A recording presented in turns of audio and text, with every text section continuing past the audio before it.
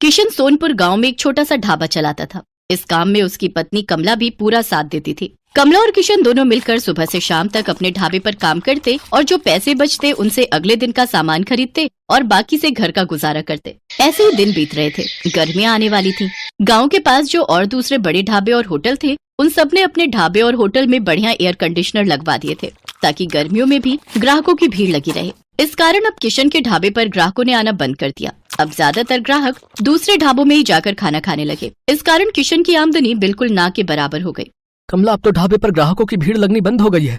एक भी ग्राहक रोटी खाने के लिए नहीं आता। सबको ऐसी ढाबों में खाने की आदत हो गई है। और वैसे भी गर्मी के मौसम में कौन भला हमारे इस छोटे से पुराने ढाबे पर खाना खाएगा। सबको एसी की ठंडी हवा में खाना खाना अच्छा लगता है, पर हमारे पास तो इतने पैसे भी नहीं है कि हम बड़ा और महंगा एसी लगवा सकें। कैसे गुजारा चलेगा कमला, कुछ समझ नहीं आ रहा है।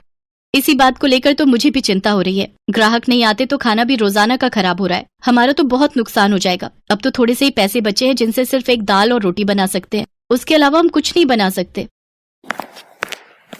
किशन भाई, गर्मी में यहाँ बैठकर खाना बहुत मुश्किल है। आज तो मैं गलती से बैठ गया, नहीं तो अब तो मैं एसी वाले ठंडे ढाबे में ही खाना खाऊंगा।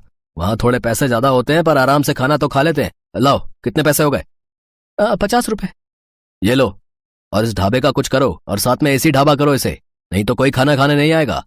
दिन पर दिन किशन और कमला परेशान रहने लगे। अब तो इक्का दुक्का ही ग्राहक उनके ढाबे पर आता। इस कारण किशन ने सिर्फ एक दाल और रोटी बनानी शुरू कर दी, क्योंकि बाकी चीजें अगर वो बनाए तो ग्राहक नहीं आए तो खराब हो जाएंगी और फिर पैसे भी तो चाहिए। इसी कारण वो जैसे तैसे अपना ढाबा थोड़ा बहुत चला रहा था। कमला, आज बस 250 रुपए की कमाई हुई है। अब तो कोई रास्ता ही नजर नहीं आ रहा है। मुझे लगता है हमें अपना ढाबा बंद करना होगा। किशन के ढाबे के सामने एक बहुत बड़ा ढाबा था। वहाँ ग्राहकों की भीड़ लगी रहती थी, क्योंकि इस साल ही वहाँ के मालिक रघु ने बहुत ही बढ़िया मरम्मत करवाकर ढाबे में एसी लगवा दिया था। क्या बात है किशन, आज भी तेरे ढाबे पर कोई नहीं आया? एक काम कर, ढाबे पर ताला लगा दे। अब तेरा ढाबा नहीं चलने वाला। इतनी भारी गर्मी में एसी के बिना कोई खाना खाने नहीं आएगा। और तेरे पास इतने पैसे नहीं है कि तू मेरी तरह इतना महंगा एसी लगवा सके। और मैंने एक नहीं 2 एसी लगवाए हैं, तब जाकर अच्छी कमाई हुई है। किशन और कमला ने सोच लिया था कि अब इस ढाबे को बंद कर देंगे। थोड़ा बहुत राशन रखा था, जिससे उन्होंने आज का ढाबे का खाना बना लिया था।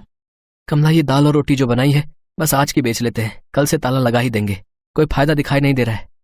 हाँ, मैंने जो दाल बची थी वो बना दी है, और थोड़ी बहुत तंदूर की रोटियां भी। उस दिन पूरा दिन कोई भी ग्राहक नहीं आता। दाल और तंदूर की रोटियां ऐसे ही रखी थी। कमला, मुझे लगता है अब कोई नहीं आएगा। रात के 9 बज रहे हैं, हमें घर चलना चाहिए। सामने रघु के ढाबे पर भीड़ लगी हुई है, तो भला यहाँ कौन आएगा? तभी किशन देखता है सामने रघु के ढाबे पर एक बहुत ही जरूरतमंद आदमी अपनी गर्भवती पत्नी के साथ कुछ मदद मांग रहा है। भैया, मेरी मदद करो। मेरी पत्नी की तबीयत बहुत खराब है। हम पर कुछ गुंडों ने हमला कर दिया। हमारी गाड़ी, मोबाइल, पर्स, कैश, जेवर सब लूट कर ले गए। हम शहर जा रहे थे, हमें नहीं पता कि इस रास्ते पर बदमाश हमें लूट लेंगे। ओ भाई, ये कोई खैराती धर्मशाला नहीं है जो तुम्हें मुफ्त में यहाँ रोक लूं। चलो जाओ यहाँ से। पता नहीं कहाँ कहाँ से आ जाते हैं। मुझे क्या पता, कोई चोर उचक्के लुटेरे हो तुम। आजकल किसी का कोई भरोसा नहीं है। ओए छोटू, इन्हें बाहर भेज और ढाबे का शटर गिरा दे। मैं घर जा रहा हूँ। ऐसा ना कहो, मेरी पत्नी की तबीयत सचमुच बहुत खराब है। बस कुछ देर आराम करके हम चले जाएंगे। अरे अरे, सुनो तो भैया, भैया सुनो तो। सुनो जी, अब खड़ा नहीं हुआ जा रहा। मुझे बहुत प्यास लगी है, थोड़ा सा कहीं से पानी ले लो। किशन और कमला उस व्यक्ति और उसकी पत्नी को देख रहे थे। किशन दौड़कर उनके पास जाता है। भैया जी, आप चिंता मत करो, आप मेरे साथ मेरे ढाबे पर चलो। आइए बहन जी, आप मेरे साथ आइए। किशन और कमला उस व्यक्ति को और उसकी पत्नी को अपने ढाबे पर ले जाते हैं। साहब, ये दाल और रोटी आप खा लो, यहाँ कोई चिंता वाली बात नहीं है। पता नहीं, हम तो पहली बार इस रास्ते से गुजर रहे थे।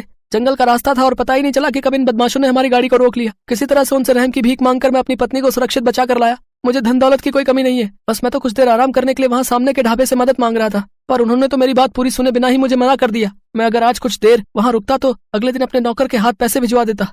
तुम बहुत भले हो, तुमने भी तो बिना जाने पहचाने आज हमारी मदद कर दी। अच्छा, तो तुम ये ढाबा चलाते हो?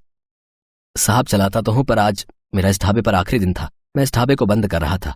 शायद आपकी किस्मत में आज मेरे ढाबे की रोटी खाना लिखा था। किशन अपना सारा दुख उस व्यक्ति को बताता है।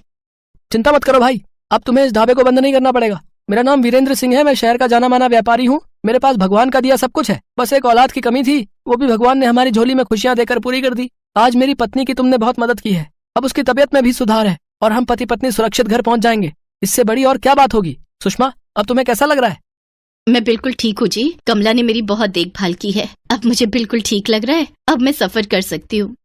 किशन, तुम चिंता मत करो, मैं कुछ दिनों में तुम्हारे पास आता हूँ। तुम्हारे इस ढाबे को एसी ढाबा बनाने की जिम्मेदारी मेरी है। किशन और कमला की खुशी का ठिकाना नहीं था। उन्होंने किसी मजबूर की सहायता की तो भगवान ने उनकी सहायता की। कुछ दिनों बाद जब वीरेंद्र सिंह लौटता है तो उसके हाथ में एक मिठाई का डिब्बा था। उसकी पत्नी के बेटा हुआ था। बेटा होने की खुशी जानकर कमला और किशन भी बहुत खुश होते हैं। वीरेंद्र सिंह अपने खर्चे से किशन और कमला को एक बहुत ही बढ़िया और बड़ा एसी ढाबा बना कर देता है, जो फुली एयर कंडीशनर था। किशन का ढाबा किसी बड़े 5 स्टार होटल से कम नहीं था। अब तो ग्राहकों की भीड़ उस ढाबे पर आने लगी। ढाबा देखने में बहुत सुंदर था। किशन ने गांव के और भी मजबूर लोगों को अपने ढाबे में नौकरी दी। किशन का ढाबा दिन के साथ साथ रात में भी खुला रहता था, ताकि हाईवे से आने जाने वाले लोगों को किसी भी बात की परेशानी न हो। गरीबों के लिए उस ढाबे पर मुफ्त खाना था। वीरेंद्र सिंह अपनी पत्नी के साथ अक्सर किशन के ढाबे पर आ जाता था। आज किशन के कारण ही वीरेंद्र सिंह का परिवार सकुशल था और वीरेंद्र सिंह ने भी किशन के लिए जो किया वो किसी बड़े उपकार से